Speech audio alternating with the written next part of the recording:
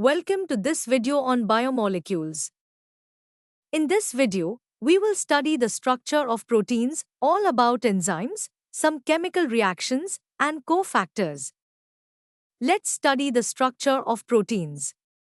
Proteins are heteropolymers made of strings of amino acids. Their structure is described at 4 levels. Primary structure. This is the sequence of amino acids in a protein, starting from the N-terminal end and ending at the C-terminal end. Secondary structure. The folding of the protein thread into patterns, like right-handed helices similar to a spiral staircase and other forms. Tertiary structure. The complete three-dimensional folding of the protein chain, which is essential for biological activity. Quaternary structure.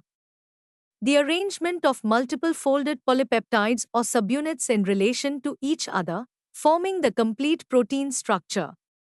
A well-known example of quaternary structure is adult human hemoglobin, which consists of 4 subunits, 2 alpha-type and 2 beta-type subunits, arranged together to form the functional protein. Now, let's discuss enzymes. Protein nature. Almost all enzymes are proteins, though some nucleic acids called ribozymes can also function as enzymes. Active site. Enzymes contain pockets or crevices called active sites, where substrates fit and reactions are catalyzed. Temperature sensitivity. Unlike inorganic catalysts, enzymes typically function best at moderate temperatures and can be damaged above 40 degrees Celsius. Thermostable enzyme. Enzymes from thermophilic organisms can retain catalytic activity at high temperatures, 80 to 90 degrees Celsius. A key difference between enzyme catalysts and inorganic catalysts is their temperature sensitivity. While inorganic catalysts work best at high temperatures and pressures, most enzymes denature above 40 degrees Celsius. However, enzymes from thermophilic organisms can remain stable at much higher temperatures. Let's study some chemical reactions. Chemical compounds undergo 2 types of changes. Physical changes, which are changes in shape or state that do not involve breaking chemical bonds. And chemical reactions, where chemical bonds are broken and new ones are formed. The rate of a chemical process refers to the amount of product formed per unit time.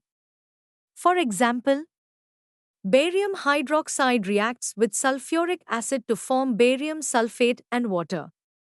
The rate of a chemical reaction is expressed as rate equals delta P by delta T, which means the change in product concentration divided by the change in time.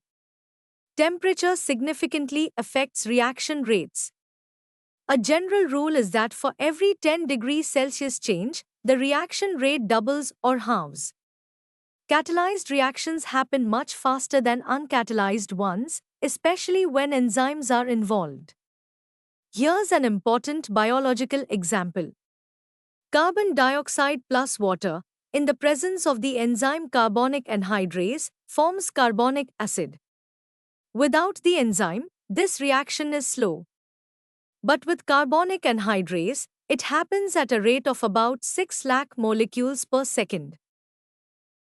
Enzymes can increase reaction rates by millions of times compared to uncatalyzed reactions. For example, in a key metabolic process, glucose is converted into pyruvic acid through 10 different enzyme-catalyzed steps. The overall reaction involves glucose reacting with oxygen to form pyruvic acid and water. Metabolic pathways are multi-step chemical reactions, each catalyzed by enzyme complexes or different enzymes. These pathways ensure precise control and regulation of metabolism in cells. How do enzymes bring about such high rates of chemical conversions? Substrate binding. Substrate diffuses to the enzyme's active site, forming a transient enzyme-substrate complex. Transition state. The bound substrate forms a transition state structure with altered bonds, representing the highest energy point in the reaction. Energy barrier reduction. Enzymes lower the activation energy required to reach the transition state, making the conversion from substrate to product easier. Product release. After bond breaking and making is complete, the product is released from the active site and the enzyme is ready for another cycle. Factors affecting enzyme activity. Enzyme activity is influenced by factors that alter the tertiary structure of the protein. These include temperature, pH, substrate concentration, and binding of specific regulatory chemicals. Each enzyme functions optimally within a narrow range of temperature and pH, showing decreased activity both above and below these optimal values. Low temperatures temporarily inactivate enzymes, while high temperatures permanently denature them by disrupting their structure. Substrate concentration affects enzyme activity too. As the substrate concentration increases, reaction velocity rises until it reaches a maximum value, called Vmax, when all enzyme molecules are saturated. Enzyme inhibition can also occur. Competitive inhibitors resemble the substrate's structure and compete for the active site, reducing enzyme activity. Nature of enzyme action. Each enzyme molecule has a substrate binding site. When the substrate binds, a highly reactive enzyme-substrate complex is produced. This complex is short-lived and quickly forms the enzyme-product complex, releasing the product. Nature of enzyme action. Substrate binding. The substrate binds to the active site of the enzyme, fitting precisely into the specialized pocket or crevice. Induced fit. The binding induces the enzyme to alter its shape, fitting more tightly around the substrate and bringing catalytic groups into optimal position. Catalytic action. The active site breaks the chemical bonds of the substrate and forms new bonds, creating the enzyme-product complex. Product release. The enzyme releases the products of the reaction, returning to its original state and ready to bind another substrate molecule. Classification and nomenclature of enzymes. Based on the type of reaction they catalyze, enzymes are classified into 6 major categories. Oxidoreductases or dehydrogenases catalyze oxidation-reduction reactions between two substrates. Transferases catalyze the transfer of a group, other than hydrogen, from one substrate to another. Hydrolases catalyze the hydrolysis of various bonds, such as ester, ether, peptide, and glycosidic bonds. Lyases catalyze the removal of groups from substrates by mechanisms other than hydrolysis, leaving behind double bonds. Isomerases catalyze the interconversion of optical, geometric, or positional isomers. Ligases catalyze the joining of two compounds, forming bonds such as carbon-oxygen, carbon-sulfur, carbon-nitrogen, and phosphorus-oxygen. Now, let's shift our attention to cofactors.